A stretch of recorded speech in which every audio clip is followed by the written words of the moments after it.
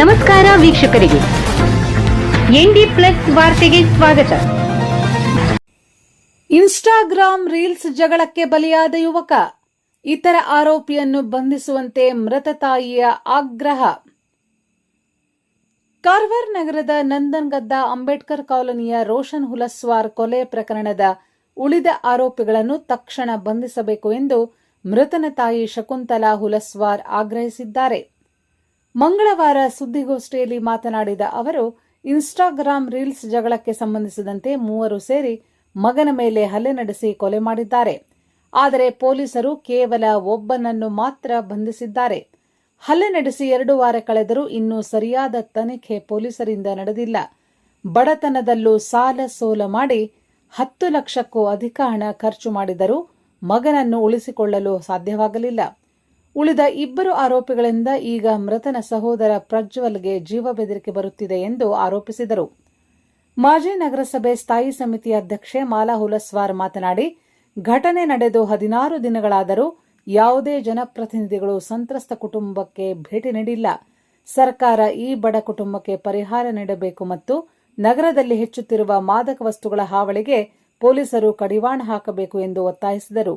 ಮಾಜಿ ನಗರಸಭೆ ಅಧ್ಯಕ್ಷೆ ಲೀಲಾಬಾಯಿ ಠಾಣೇಕರ್ ಮಾತನಾಡಿ, ಈ ಘಟನೆಯ ಬಗ್ಗೆ ಸೂಕ್ತ ತನಿಖೆ ಮಾಡಿ ಮೃತಪಟ್ಟ ಕುಟುಂಬಕ್ಕೆ ನ್ಯಾಯ ಒದಗಿಸಿಕೊಡಬೇಕು, ಹಾಗೆ ಇಂತಹ ಘಟನೆ ಮರುಕಳಿಸಬಾರದು ಎಂದರು.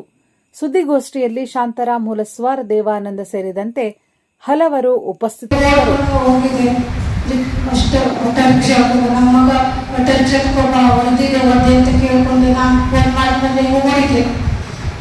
ಅಷ್ಟೇ ನನಗೆ ಗೊತ್ತಿದೆ ಸರ್. ಮತ್ತು ಮುಂದೆ ಏನಾಯ್ತು ನನಗೆ ಗೊತ್ತಿಲ್ಲ, ನನಗೆ ಯಾರು ಓದಿದೆ ಅಂತ. ಅವ್ರು ಹೇಳಿದ ಮಗ ಹೇಳಿದ, ಚಿಕ್ಕವರು ನಮ್ಮ 3 ಜನ ಸೇರ್ಕೊಂಡು ಹೊಡಿತಿದೆ ಅಂತ ಕೇಳಿ, ಯಾರು ಹೊಡಿದ್ದಾರೆ ಸಂತೋಷ್ ಅಂತ ಹೇಳಿ ಎಲ್ಲರೂ ಮಗು ಮಂದಿಗೆ ಕೇಳ್ಬೇಕಲ್ಲ. ಒಬ್ಬರು ಬಿಡುದು 3 ಜನಕ್ಕೆ ಸೇರ್ಕೊಂಡು ಏನಾಯ್ತು ಏನಿಲ್ಲ ಅಂತ ಹೇಳ್ಬೇಕಲ್ಲ ಸರ್. ಯಾಕೆ ಬಿಟ್ಟಿದ್ದೀರಿ ಎಲ್ಲರಿಗೆ? ನೀನು ನಮಗೆ ಟ್ರೀಟ್ಮೆಂಟ್ ಎಲ್ಲ ಮಾಡಿದ್ವಿ, ಇಷ್ಟೆಲ್ಲ ಅಂತಂದ್ರೆ ನಮಗೆ ಯಾರಿಗೆ ಕೇಳಲಿಲ್ಲ ಏನಾಯ್ತಂತ, ಯಾಕಂತ. ನಮ್ಗೆ ನ್ಯಾಯ ಬೇಕು ಸರ್. ನಮ್ಮ 3 ಜನದ ನ್ಯಾಯ ನಮಗೆ ಬೇಕು. ನಾವು ಬಿಡುವುದಿಲ್ಲ ಯಾರಿಗೆ. ನಮಗೆ ಕಲ್ತು ಸಾಯಿದೆಯಲ್ಲ, ಯಾಕೆ ಟ್ರೀಟ್ಮೆಂಟ್ ಎಷ್ಟು ಟ್ರೀಟ್ಮೆಂಟ್ ಎಷ್ಟು 8 ಲಕ್ಷ ಟ್ರೀಟ್ಮೆಂಟ್ ಮಾಡ್ಕೊಂಡು ನಾನು ಆಸ್ಪತ್ರೆಯಲ್ಲಿ ಬಿಟ್ಟು ಹಾಕಿದ್ದು. ನಾನು ಯಾರು ನಿಮಗೆ ಯಾರು ಕೇಳಿಲ್ಲ, ಯಾರು ಏನಾಯ್ತು. ನಮ್ಗೆ ನ್ಯಾಯ ಬೇಕು. ನಾವು ಯಾರಿಗೆ ಬಿಡುದಿಲ್ಲ, 3 ಜನಕ್ಕೆ ಬಿಡುದಿಲ್ಲ. ಬೇಕಾದ್ರೆ ಬೇಕು ನ್ಯಾಯ.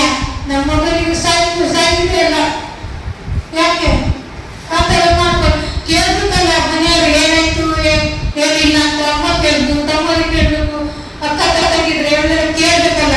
ಮಗನಿಗೆ ಅನ್ಯಾಯ ಆಗಿದೆ, ಅವ್ರ ಫ್ಯಾಮಿಲಿಗೆ ಅನ್ಯಾಯ ಆಗಿದೆ. ಆ ಅನ್ಯಾಯವನ್ನು ನಾವು ಸರಿಪಡಿಸಿಕೊಳ್ಬೇಕಾಗಿದೆ. ನಿಮ್ಗೆಲ್ಲ ಗೊತ್ತೇ ಇದೆ. ಏನಂತ ಹೇಳಿದ್ರೆ, ಜನಪ್ರತಿನಿಧಿಗಳು ಈಗ ಒಂದು ಏನೋ ಇನ್ಸಿಡೆಂಟ್ ಆಯ್ತು, ದೊಡ್ಡ ಏನೋ ಘಟನೆ ಆಯ್ತು ಅಂತ ಹೇಳಿದ್ರು ಅವ್ರ ಮನೆಗೆ ಹೋಗಿ ಸಾಂತ್ವನ ಹೇಳಲಿಕ್ಕೆ ಹೋಗ್ತಾರೆ. ಆದ್ರೆ 14 ದಿನ ಆಯ್ತು, ಈಗ ಯಾರು ಸಹಿತ ನಮ್ಮ ಪಾಲಿಗೆ ಭೇಟಿ ಕೊಟ್ಟಿಲ್ಲ. ಮತ್ತೆ ಆ ಶಕುಂತಲಾ ಅವರಿಗೆ ಮಾತಾಡಿಸುವಂತ ಕೆಲಸನೂ ಆಗಿಲ್ಲ. ಈಗಾಗಲೇ ಒಂದು 10 ಲಕ್ಷಕ್ಕಿಂತ ಹೆಚ್ಚು ಅವರಿಗೆ ಖರ್ಚಾಗಿದೆ. ನಾವೆಲ್ಲರೂ ಸೇರಿ ಏನೇನೋ ಮಾಡಿ ಒಂದು ಬಡ ಕುಟುಂಬಕ್ಕೆ ಸಹಾಯ ಮಾಡಿದ್ದೇವೆ. ಯಾಕಂತ ಹೇಳಿದ್ರೆ ಅವ್ರ ಮಗ ಬದುಕು ಬರಲಿ ಅಂತ ಹೇಳಿ ನಾವೆಲ್ಲ ಮಾಡಿದ್ದು ಅದು ವ್ಯರ್ಥ ಆಗೋಗಿದೆ. ಅವ್ರ ಮಗ ಬದುಕೊಳ್ಳೇ ಇಲ್ಲ. ಆದ್ರೆ ಅವ್ರ ತಾಯಿಗೆ ಆ ಮಗ ಏನೋ ಪಾಪ ದುಡ್ಕೊಂಡು ತಂದು ಕೊಡ್ತಾ ಇದ್ದ, ಅದು ಸಹಿತ ಅವರಿಗೆ ಈಗ ಇಲ್ಲ. ಆ ಮಗನ ಒಂದು ನೆರವು ಸಹಿತ ಇಲ್ಲ. ನಾವು ಈ ಪ್ರೆಸ್ ಮೀಟಿಗೆ ಬರೋ ಉದ್ದೇಶ ಅಂತ ಹೇಳಿದ್ರೆ, ಎಲ್ಲರಿಗೂ ಗೊತ್ತಾಗ್ಬೇಕು. ನಾವು ನಮ್ಮ ಕೊಲ್ಲಿಯವರು ಮತದಾನಕ್ಕೆ ಬರ್ತಾರೆ, ಮತ ಹಾಕ್ತಾರೆ, ಜನಪ್ರತಿನಿಧಿಗೆ ಆರಿಸ್ತಾರೆ. ನಾವು ಅವರು ಇವರಿಗೆ ಸಹಾಯ ಮಾಡಬೇಕು, ಇವರಿಗೆ ಬಂದು ಏನು ಹೆಲ್ಪ್ ಮಾಡಬೇಕು, ದುಡ್ಡು ಕೊಡ್ಬೇಕು ಅಂತ ಕೇಳ್ತಾ ಇಲ್ಲ. ನಮ್ದು ಒಂದು ರೈಟ್ಸ್ ಇದೆಯಲ್ಲ, ನಾವು ಪತ್ರಿಕೆ ಮೂಲಕ ಹೇಳುವಂತ ನಮಗೂ ಕೂಡ ರೈಟ್ಸ್ ಇದೆ. ಅದರಿಂದ ನಾವು ಈ ಒಂದು ಇದನ್ನು ಮಾಡ್ತಾ ಇದ್ದೇವೆ. ನಮ್ಮ ಮಕ್ಕಳಿಗೂ ಗೊತ್ತಾಗ್ಬೇಕು. ನಮ್ಮ ಕೊಲ್ಲಿಯಲ್ಲಿರುವ ಮಕ್ಕಳಿಗೆ ಏನಾಗಿದೆ ಅಂತ ಹೇಳಿದ್ರೆ ಏನು ಗೊತ್ತಿಲ್ಲ. ಬಾಕಿ ಎಲ್ಲ ವಿಷಯಗಳು ಗೊತ್ತಿದೆ. ಈ ವಿಷಯ ಎಲ್ಲಿ ಹೋಗ್ಬೇಕು, ಏನ್ ಮಾಡ್ಬೇಕು, ಏನೋ ಅನ್ಯಾಯ ಆಗಿದ್ರೆ ಯಾರ ಹತ್ರ ಹೋಗ್ಬೇಕು ಅನ್ನೋ ವಿಷಯ ಅವರಿಗೆ ಗೊತ್ತಿಲ್ಲ. ಮುಂದೆ ನಮ್ಮ ಕೊಲ್ಲಿಯಲ್ಲಿ ಈ ತರದ ಘಟನೆಗಳು ಆಗ್ಬಾರ್ದು.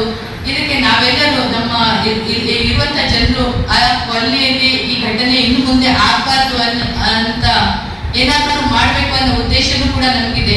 ಬಿಟ್ರೆ ಕೆಟ್ಟದ್ದು ಇಂಥದೆಲ್ಲ ಮಾಡಿದಾಗ ನಾವು ಯಾವತ್ತೂ ಸಾಥ್ ಕೊಡೋಲ್ಲ. ನಾವು ಹಿಂಗಾದ್ರೂ ನಾವು ಯಾರ ಜಗಳ ಅದಕ್ಕೆ ದಂಡೆಗೆ ಹೋಗೋ ಜನಗಳು ಅಲ್ಲ. ನಮಗೆ ಏನಾದ್ರು ವಿಷಯಗಳು ಗೊತ್ತಾದಾಗ ನಾವು ಹೋಗಿ ಮಾತಾಡ್ತೀವಿ ಅಷ್ಟೇ ಬಿಟ್ಟರೆ ನಾವು, ಯಾಕೆಂದರೆ ತುಂಬ ವಿಷಯಗಳನ್ನ ನಾವು ಕೇಳ್ತಾ ಇದ್ದೀವಿ, ನಾವೇ ಸಪೋರ್ಟ್ ಮಾಡ್ತೀವಿ ಹಾಗೆ ಇದೆ ಅಂತ. ನಾವು ಇದಕ್ಕೆಲ್ಲ ಸಪೋರ್ಟ್ ಮಾಡೋದ್ರಿಂದ ಯಾರು ಅದನ್ನು ನಮ್ಮನ್ನು ಮತ್ತೆ ಮತ್ತೆ ನಮಗೆ ಟೆನ್ಷನ್ ಕೊಡ್ತಾ ಇರ್ತಾರೆ, ಅವಾಗ ನಾವು ಅವರಿಗೆ ಟೆನ್ಷನ್ ಕೊಡಬೇಕಾಗುತ್ತೆ ನಮಗೆ ಹೇಳೋರಿಗೆ. ಅದಕ್ಕೆ ಇವತ್ತು ಏನು ಇಲ್ಲಿ ದೊಡ್ಡ ಮಟ್ಟದಲ್ಲಿ ಏನು ಒಂದು ಮರ್ಡರ್ ನಡೆದಿದೆ ಅಂಬೇಡ್ಕರ್ ಕಾಲನಿಯಲ್ಲಿ, ಅದು ಇಲ್ಲಿಗೆ ಕೊನೆ ಆಗಬೇಕು. ಆದ್ದರಿಂದ ಇವತ್ತು ನಿಮ್ಮ ಮಾಧ್ಯಮದಲ್ಲಿ ಏನಿದೆ ಜಾಸ್ತಿ ಇದನ್ನ ಪ್ರಸಾರ ಮಾಡಿಕೊಂಡು ಜನಗಳಿಗೆಲ್ಲ ಗೊತ್ತಾಗಬೇಕು ಅಂತ ಅನ್ಕೊಂಡು